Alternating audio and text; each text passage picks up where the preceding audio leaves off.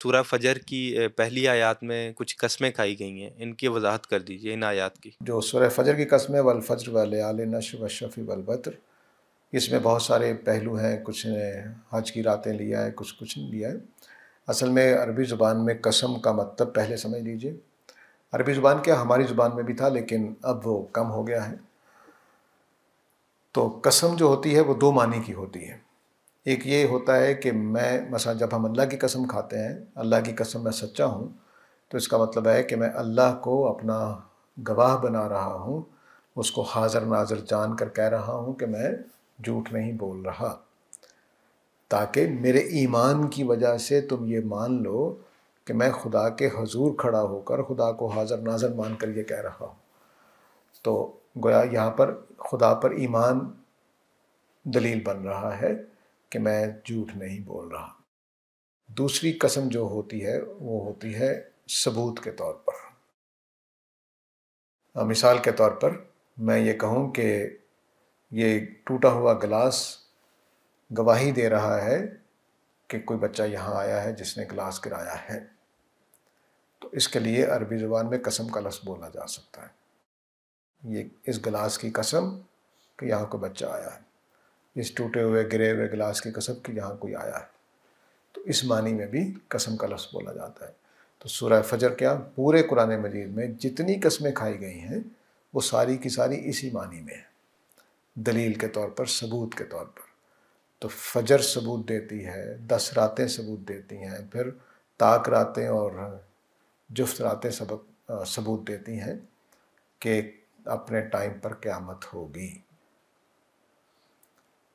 یہ ہے اس کا سادہ سا مطلب۔ جی سائی صاحب، یہ جو سی آپ نے بات کی سورہ فجر کی قسموں کی، طاق راتیں اور یہ گواہی دیتی ہیں، تو ان کا مطلب کیا؟ جیسے آپ کہہ رہے ہیں گلاس ٹوٹا ہوا ہے، اس کا مطلب ہے کہ کوئی بچہ تھا یا کسی نے گرایا، تو ان راتوں سے قیامت کا کیا تعلق ہے؟ جب بھی کوئی چیز وقت ہے،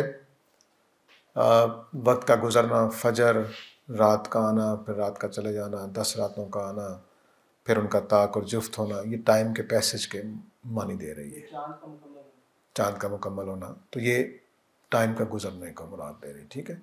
تو چیزیں کس طرح سے ہو کر ناقص ہوتی ہیں، پوری ہوتی ہیں، مکمل ہو جاتی ہیں، اسی طرح سے یہ دنیا نے بھی اپنا ٹائم گزارنا ہے اور ایک وقت آ جانا ہے، ٹھیک ہے۔ تو یہ اس طرح کی قسم ہے اس میں۔ تو وقت کا گزرنے کی قسمیں کھائی گئی ہیں قرآن مجید میں، کچھ اور چیزیں بھی ہیں۔ تو وہ اصل میں دھیان چونکہ ہمارا چلا جاتا ہے، ہم قسم کھاتے ہیں مقدس چیزوں کی، تو ہم نے سمجھا کہ جیسے التین والتین والزیتون وطور سینین وہذا البلد الامین میں بھی اس طرح سے قسم۔ اب وہ تفسیریں بھری ہوئی ہیں کہ تین اور زیتون جنت کے پھل ہیں، بڑے مقدس ہیں، ان کے یہ فائدے ہیں، وہ فائدے ان کے اپنی جگہ ہیں، اس کا انکار نہیں کر رہا، لیکن قسم وہاں یہ پھل کی نہیں کھائی گئی ہے۔ تین بھی پہاڑ کا نام ہے اور زیتون بھی پہاڑ کا نام ہے، اور طور سینین آگے آ ہی گیا ہے، تو چاروں جگہوں کے نام ہیں، طور، زیتون، تین اور زیتون، طور سینین اور بلد الامین، چاروں جگہوں کے نام ہیں۔ تو 4 جگہوں کی گواہی کھائی گئی ہے کہ ایک پہلا جو تین اور وہ ہے یہ حضرت عیسیٰ کا علاقہ ہے، ٹھیک ہے۔ دوسرا جو ہے وہ حضرت موسیٰ کا علاقہ ہے جو طور سینین ہے، اور تیسرا جو ہے بلد الامین، یہ نبی کریم صلی اللہ علیہ وسلم کا۔ تین اور زیتون اکٹھا ہے، مولانا فرائی نے اس کو الگ الگ لیا ہے۔ تین حضرت عیسیٰ کا ہے، اور جو زیتون ہے وہ نوح کی طرف انہوں نے اشارہ مانا ہے۔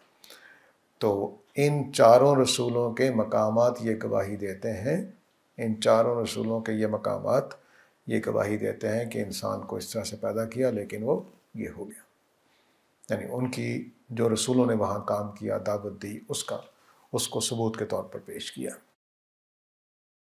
ایسا ہی والاثر ہے، تو نبی کریم صلی اللہ علیہ وسلم کا زمانہ گواہی دیتا ہے، رسولوں کا زمانہ گواہی دیتا ہے کہ انسان جو ایمان نہیں لائے وہ سزا پاتے ہیں، سادہ سی اس طرح سے۔ تو گواہی دینے کے معنی میں ہمارے تینوں اساتذہ، مولانا فرائی، مولانا اصلاحی اور غامدی صاحب، وہ گواہی دینے کا ترجمہ کرتے ہیں، اسی لیے۔ تو یہ بھی اب مس لیڈنگ ہوتا جا رہا ہے، کیونکہ گواہی کا مفہوم ہمارے ہاں اتنا واضح نہیں رہا، تو ثبوت کا ترجمہ کر دینا چاہیے۔ تین ثبوت دیتا ہے، زیتون ثبوت دیتا ہے، طور سینین ثبوت دیتا ہے، بلد امین ثبوت دیتا ہے کہ انسان ایسا تھا۔